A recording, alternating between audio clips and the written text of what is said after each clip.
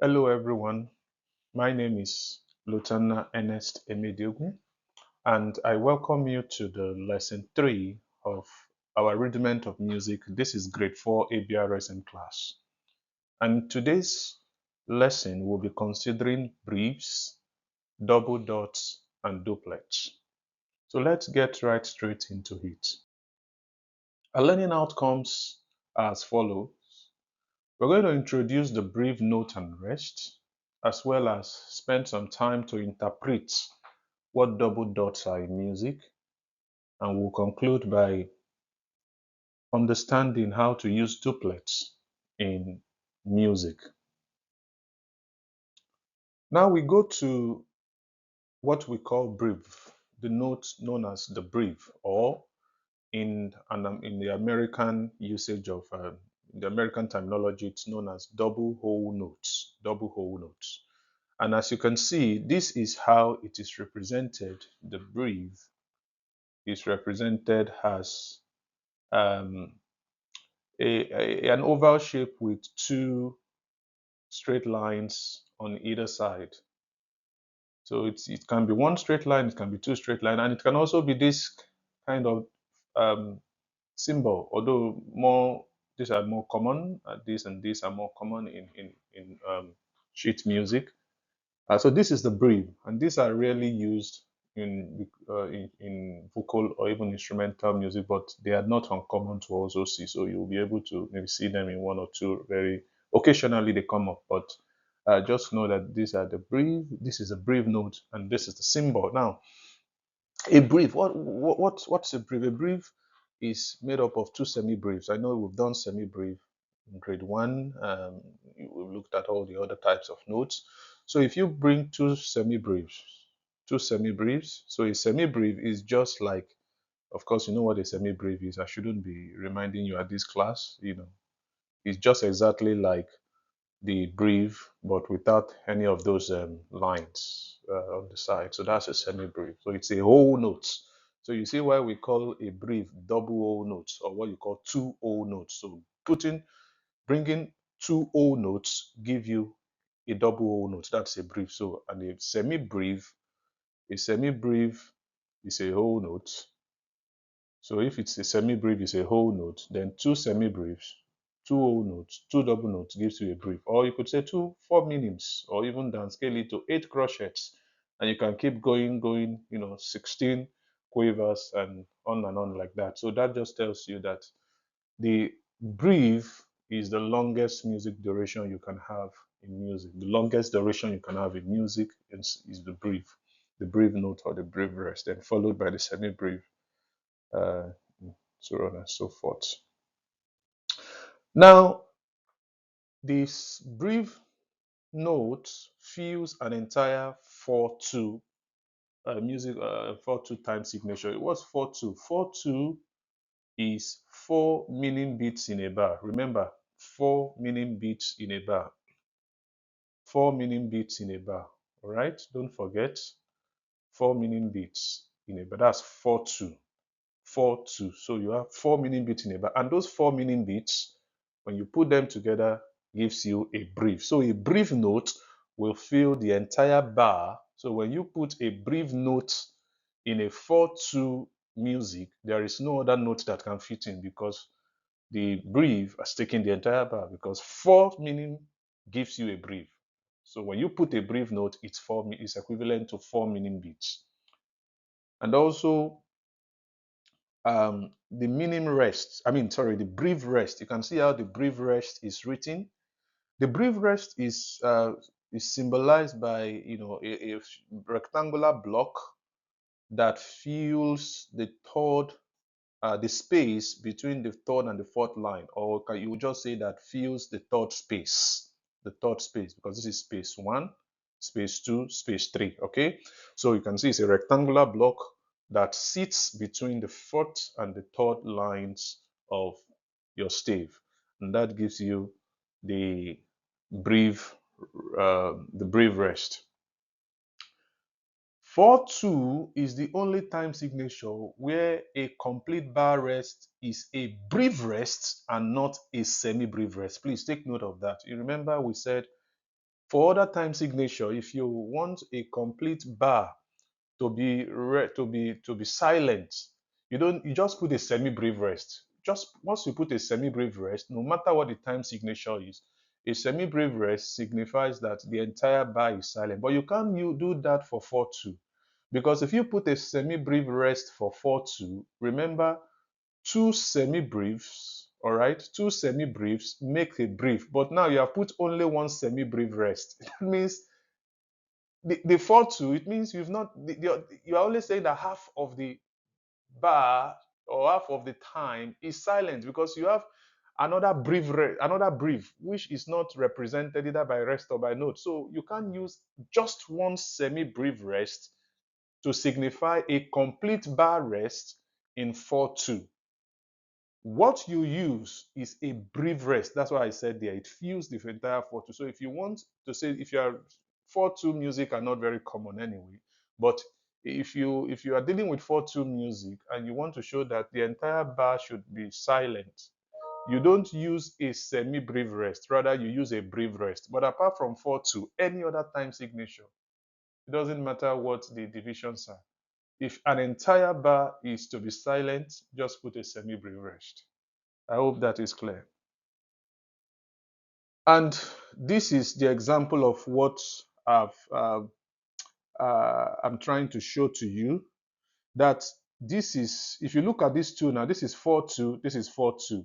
This 4/2 bar, we want to show that this bar in this 4/2 is empty, is silent. And then you put a semi-brief, or what you call a whole brief, a whole rest. And this is a double O rest or a brief rest. So which one is correct? This is wrong. That's what I just said here. You do not put a 4/2, a semi-brief rest to fill a 4/2 bar. It's not, because a 4/2 bar has to take two semi-briefs like we've shown. So, but now you're putting only one semi-brief. So it doesn't make musical sense. On the other hand, this is correct because the brief rest or the brief note fills an entire 4/2, because there are four meaning beats that makes a brief. So this is correct. So please note this in case if you see it in the exam. Now quickly, let's go to double dots. You remember we dealt with a single dot in your grade 1 lesson 3. I won't go back to that. Please, if you have forgotten what a single dot does, go back to grade 1 lesson 3 and refresh your do a refresher on this particular subject. But simply put, a single dot increases the value of a note by half the value of that note. So if you have a crochet and then you add a dot to a crochet, that dotted crochet is increasing the value of the entire note now by a crochet and half a crochet, which is a crochet and a quiver. Now, when we add a second dot, what a second dot does is to further lengthen the note by adding, listen, half the value of the first dot. So you have a note, you have the first dot, all right, which adds half the value of the note, and then you have a second dot which now adds half the value of the first dot. So it's like this note gave birth to this first dot, then the first dot gives birth to the second dot. So that is how you can look at it. So let's look at it this way.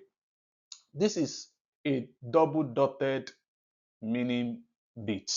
You can see we have the meaning note itself. The first dot is half of the meaning note, which is a crochet, as you can see. Then the second dot is half of the first dot. Remember, the first dot is a crochet. What is half of a crochet now? A quiver. So if you put all these beats together, you will see that it is now 3.5 beats, because this is 2 beats plus 1 beat plus half beats. Okay, so that's why you have 3.5 beats. Or if you look at it from this way also, double dotted crochet. The original note is the crochet, the 1. Then the half of the crochet, which is the first dot, is a quiver. And that's the first dot, right? Now we are adding another second dot, which is half of this first dot. What is half of a quiver? Semi-quiver. So you could see, if you add everything mathematically, this is, a 1 beat, right? This is half beats, and this is a quarter of a beat. So if you add everything, for those that are mathematically inclined, it's one whole number 3/4 3/4 beats. Okay, so one whole number 3/4 beats. So just note that when you have if you know a double dot, it's the second dot is simply lengthening the note by looking at it this way, by half of the value of the first dot, or quarter of the value of the original note, whichever one makes sense to you. Half of the value of the first dot appears to be simpler musically, or if you're mathematically inclined, you could say quarter of the value of the original note. So the first dot adds half of the value of the original note. The second dot adds quarter of the value of the original note. Then the last thing we want to look at is duplets. Duplets. Now, in grade 3, lesson 1, I remember that we talked about the compound time signature. You know, that the compound time signature generally divides a bit into 3 equal parts. And that's why when you are dealing with compound time signature, your standard bit is usually a dotted bit. So you don't say 6/8. Rather than saying 6/8, what do you say?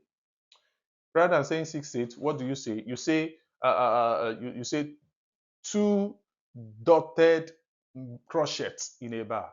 Two dotted crochet in a bar, because this two dotted crochet will multiply itself into 3/3 to give you 6 quavers. That is why you have 6/8. So if you need more understanding on that, please go back to grade 3, lesson 1. Now, we it's possible for two equal beats, okay, to be performed in the same time as the 3 equal beats in a compound time signature. So I will explain what I mean later, but just have that at the back of your mind. You have these 3 equal beats that have been divided: 1 2 3, 1 2 3, 1 2 3, 1 2 3, right? But the time it will take us to do those 3 equal beats, we can use that same time to do 2 equal beats. If you are able to achieve that, then you've had a duplet. So those 2 equal beats that can perform that same function as the 3 equal beats in a compound time signature are known as duplets in music. And you show that by putting the figure 2 either above or below those 2 equal notes. Now, this is similar to triplets. Remember, in our simple time signature, grade 2, lesson 3. Please, I'm citing all these lessons so that if you feel you need to go back and look at them, it's going to do you a lot of good. So, grade 2, lesson 3, we looked at triplets. And what did we see in triplets? Triplets are where you have, simple time signature divides a beat into 2 equal bits, into 2 equal parts. That's the difference between a simple time signature and a compound time signature. Simple time signature divides into 2 equal bits. So you have 2 4, you have 2 2 4 8. So you have, it divides them into 2 equal parts. But you can have 3 notes. That's triplet now. 3 notes being performed to the time of those 2 equal beats. So you are replacing those 2 equal beats with 3 equal notes, and they have to be sung in the same time as those 2. So that is triplet. The opposite is duplet. Duplet is instead of the 3 equal notes now, you are doing 3 equal notes time in 2 equal notes time. So you are doing 3 equal notes time with 2 equal notes. Note that you are reduced, the time is still remaining the same. The 3 equal notes time will remain the same, but now you are to do it in 2 with 2 equal notes, and that is duplet. And I said duplet can be replaced here. I'm here now. I'm at this point now. Sorry, I think I'm one step ahead. So duplet can also be replaced with a dot after each note. I will explain that. Lastly, both triplets and duplets can be classified as irregular rhythmic groups. These are not regular, regular time signature is either it divides into 2 equal parts or it divides into 3 equal parts. But where you have to use 2 equal parts to play a song that originally is divided into 3 equal parts, then it's not regular. It's like something is missing. Or where you need to use three equal notes to play a song that originally should be two equal notes, then that's triplet. Something is, so these are irregular, and we're going to look more at irregular time signature, I think, in grade 5. Now let me exemplify some of the things I've said and talked about earlier. So you see, uh, this is 6/8, all right. 6/8 is compound time signature, and it simply means two dotted crochets in a bar, because the two dotted crochets. So you have two dotted crochet. This is a dotted crochet here. This one is a dotted crochet. You shade this, then this another dotted crochet. So you see, these dotted crochet will divide themselves naturally into, this is a dotted crochet. They will divide themselves into three quavers. That is why you have these three quavers, and you should ordinarily have a three quavers here. So those three quavers plus three quavers here gives you six quavers. That's 6/8. So the time signature is showing 6/8 on paper, but when you are playing the music or saying the music out, you say it is two dotted crochet beats. So you see, now these two dotted crochet beats should divide themselves into 3/3. This one is correct. It divides into 3, but this should divide into 3, but we can't see the 3. Rather, we are seeing two quavers instead of three quavers, and then we see a 2 on top. So what this is telling me is that these two notes must be performed as if they are three quavers. So if I close my eyes and if I count the time it needs to take to play three quavers, 1, 2, 3, it should take me that same time to play these two quavers, and they should be equal time. So it means by the time I play this 1, 2 quavers, it should be the same time it will take me to play three quavers. So so this the 2 on top there is what you put there to show that these are not just ordinary two notes. They are two notes that are played to the time of three notes. So note that difference. So if you see this in your exam and you don't say, oh, this bar is not complete, it is missing one quaver here, there should be one quaver here. No, it's not true. It is complete because this 2 is saying that, yes, forget there is an invisible um, there's an invisible or a silent note here that is not played, that has, but the time has to be maintained even though the note is invisible. So you have to count it as if it is three quavers, but you are only singing two quavers, but the time should be three quavers, so it's correct. So please just note that you will see a lot of this in the exam. It confuses students, but just like triplets is the same thing with this as well. All right, so the next thing there is um, this. Now I said that duplets can also be replaced with a dot. So if you look at this, for example, let's bring this down now. This here, bring this, just this part, bring it down. What can you see here? This note is 6/8, but I wrote duplet here, so you should know that this duplet is played in the time of 3, so it's correct. This is played in the time of 3 quavers, but it's 2 quavers that are here. That's why you have duplet. Now, if I want to remove this duplet, what do I do? If I want to remove this duplet and maintain these 2 quavers, what do I do? I remove this duplet and simply dot the 2 notes. If I dot the 2 notes, automatically I'm back to 6/8. I mean, I'm back to 3 quavers now, because I need 3 quavers here and 3 quavers here, right? So if I dot these 2 notes, this is 1 quaver, 2 quaver. This dot plus this dot gives me another quaver, which is now 3 quavers. So it means in my head, um, when you see a group of notes, maybe 2 equal notes with 2, play them in your mind as if each of those notes has a dot, because it is that dot that will complete the time signature that we should have made it a time of 3 equal notes. So it's not, the dot is not there, but the person that wrote the music expects you to perform it as if you are playing a dotted note. So the dotted note for this and for this one, and the dotted note for this one will complete the time signature to look as if you are playing 3 equal notes. In this case, 3 quavers, like I've shown you in this case. So that's another way to think about. So don't say the time signature is not complete. One note is missing. No, two is there. Yes, that's what is written. But when you are playing it, you add dots to those two notes. And when you add dot to those two notes, automatically this time signature, if you add dots to these two notes now, you add dots here, and then you add dots here. The 6/8 will become complete, right? Yeah, so that's how it works. And the final thing is, I talked about this is regular time.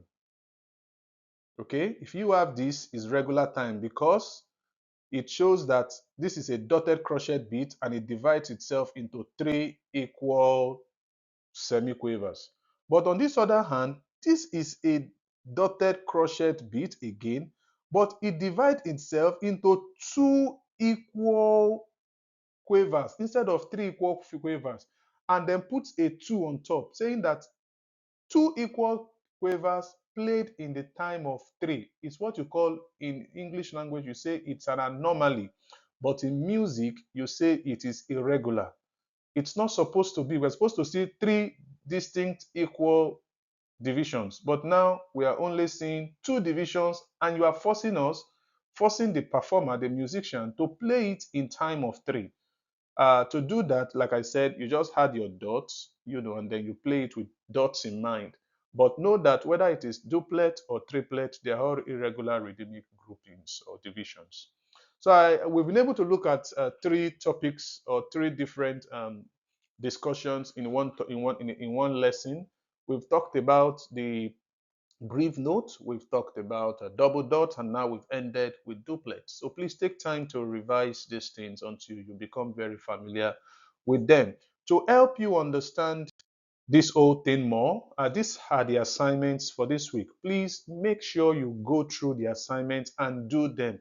The best way you can understand theoretical music is by actually doing a lot of practice. So the exercises are 1 to 5 from pages 13 to 15. They all the exercises are around they are around those three topics, that subtopics that we've kind of considered.